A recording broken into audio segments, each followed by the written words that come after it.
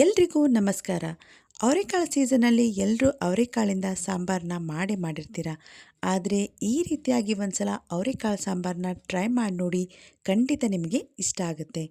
ಇದನ್ನು ಮಾಡೋದಕ್ಕೆ ಮೊದಲು ಒಂದು ಪಾತ್ರೆಗೆ 2 ಕಪ್ನಷ್ಟು ನಾನು ಅವರೆಕಾಳನ್ನು ತಗೋತಾ ಇದ್ದೀನಿ. ನಂತರ ಇದಕ್ಕೆ ಒಂದು ಬದನೆಕಾಯಿ ಹಾಗೆ ಒಂದು ಆಲೂಗಡ್ಡೆಯನ್ನು ಈ ರೀತಿಯಾಗಿ ಸ್ವಲ್ಪ ದೊಡ್ಡ ಪೀಸ್ಗಳಾಗಿ ಕತ್ತರಿಸಿ ಅದಕ್ಕೆ ಸೇರಿಸ್ಕೊತಾ ಇದ್ದೀನಿ. ನಂತರ ಇದು ಮುಳುಗುವಷ್ಟು ನೀರನ್ನು ಹಾಕಿ ಸ್ವಲ್ಪ ಉಪ್ಪನ್ನು ಕೂಡ ಸೇರಿಸ್ಕೊಂಡು ಇದನ್ನು ಚೆನ್ನಾಗಿ ಬೇಯಿಸ್ಕೋಬೇಕಾಗತ್ತೆ. ನೀವು ಕುಕ್ಕರ್ನಲ್ಲಿ ಬೇಯಿಸ್ಕೊಳ್ಳೋದಾದರೆ ಹೈ ಫ್ಲೇಮಲ್ಲಿ 3 ವಿಷಲ್ಸ್ ಕೂಗಿಸ್ಕೊಂಡ್ರೆ ಇದು ಚೆನ್ನಾಗಿ ಬೇಯುತ್ತೆ. ನಂತರ ಒಂದು ಫ್ರೈಯಿಂಗ್ ಪ್ಯಾನ್ಗೆ 1-2 ಟೇಬಲ್ ಸ್ಪೂನಷ್ಟು ಎಣ್ಣೆ ಹಾಗೆ 12-15 ಬೆಳ್ಳುಳ್ಳಿ ಎಸಳು ಹಾಗೆ ಒಂದು ಈರುಳ್ಳಿಯನ್ನು ಈ ರೀತಿಯಾಗಿ ದೊಡ್ಡ ಪೀಸ್ಗಳಾಗಿ ಕತ್ತರಿಸಿ ಸೇರಿಸ್ಕೊಂಡು ಇದನ್ನು 1-2 ನಿಮಿಷ ಚೆನ್ನಾಗಿ ಫ್ರೈ ಮಾಡ್ಕೋಬೇಕು. ನಂತರ ಇದಕ್ಕೆ 1 ಟೀ ಸ್ಪೂನಷ್ಟು ಜೀರಿಗೆ, 1 ಟೀ ಸ್ಪೂನಷ್ಟು ಕಾಳು ಮೆಣಸನ್ನು ಕೂಡ ಸೇರಿಸ್ಕೊಂಡು ಮತ್ತೆ 1 ನಿಮಿಷ ಚೆನ್ನಾಗಿ ಫ್ರೈ ಮಾಡಿಕೊಂಡು ನಂತರ ಇದಕ್ಕೆ 1-2 ಟೊಮೆಟೊವನ್ನು ಸೇರಿಸ್ಕೊಂಡು ಅದನ್ನು ಕೂಡ ಸ್ವಲ್ಪ ಮೆತ್ತಗಾಗುವವರೆಗೂ ಚೆನ್ನಾಗಿ ನಾವು ಫ್ರೈ ಮಾಡ್ಕೋಬೇಕಾಗತ್ತೆ.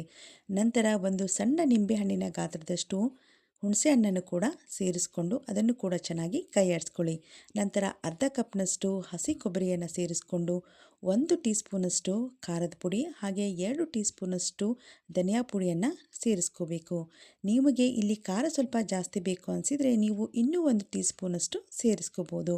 ನಂತರ ಇದಕ್ಕೆ 1/4 ಟೀ ಸ್ಪೂನಷ್ಟು ಅರಿಶಿಣವನ್ನು ಸೇರಿಸಿ ಎಲ್ಲವನ್ನು ಚೆನ್ನಾಗಿ ಕೈ ಆಡಿಸ್ಕೊಂಡು ಸ್ವಲ್ಪ ತಣ್ಣಗಾಗೋದಕ್ಕೆ ಬಿಡಿ.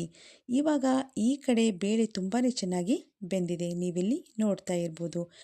ನಂತರ ಇವಾಗ ನಾವು ಫ್ರೈ ಮಾಡಿದಂತಹ ಮಸಾಲೆಯನ್ನು ಒಂದು ಮಿಕ್ಸರ್ ಜಾರ್ಗೆ ಸೇರಿಸ್ಕೊಂಡು ಇದನ್ನು ನಾವು ನುಣ್ಣಗೆ ಪೇಸ್ಟ್ ಮಾಡ್ಕೋಬೇಕಾಗುತ್ತೆ. ಪೇಸ್ಟ್ ಮಾಡ್ಕೊಳ್ಳೋದಕ್ಕಿಂತ ಮೊದಲು ಇದಕ್ಕೆ ಸ್ವಲ್ಪ ಕೊತ್ತಂಬರಿ ಸೊಪ್ಪು ಹಾಗೆ ನೀರನ್ನು ಸೇರಿಸ್ಕೊಂಡು ನಾವು ಚೆನ್ನಾಗಿ ಪೇಸ್ಟ್ ಮಾಡ್ಕೋಬೇಕು.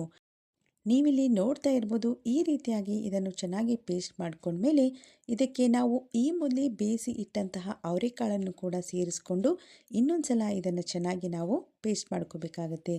ಈ ರೀತಿಯಾಗಿ ಅವರೆಕಾಳನ್ನು ಸೇರಿಸೋದ್ರಿಂದ ಈ ಸಾರಿನ ರುಚಿ ತುಂಬಾ ಚೆನ್ನಾಗಿ ಬರುತ್ತೆ.